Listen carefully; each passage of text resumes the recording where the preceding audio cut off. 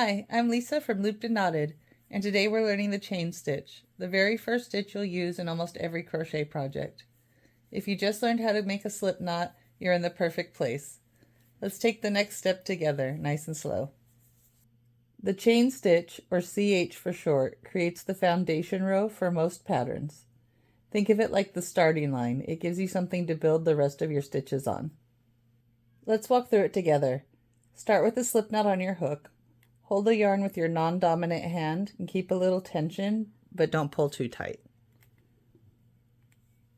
You're going to yarn over. So you put the yarn behind the hook and over.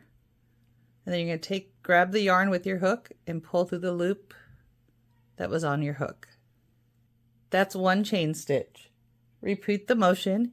Yarn over, pull through. Yarn over, pull through.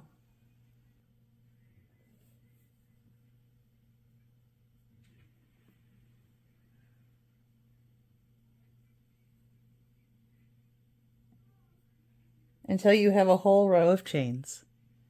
If your chains are too tight, try relaxing your tension. They should be soft and stretchy, not stiff. If your stitches are uneven, that's totally normal. Just keep practicing. It smooths out quickly.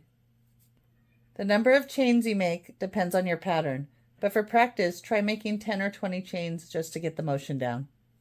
And that's your very first crochet stitch, the chain. I'm so proud of you for starting. This is where all the magic begins. Give this video a like if it helped you, and don't forget to subscribe for more beginner-friendly crochet tutorials. You can also join my free beginner crochet course for step-by-step support from the first stitch to your first finished project. You've got this, friend. I'm cheering you on every step of the way.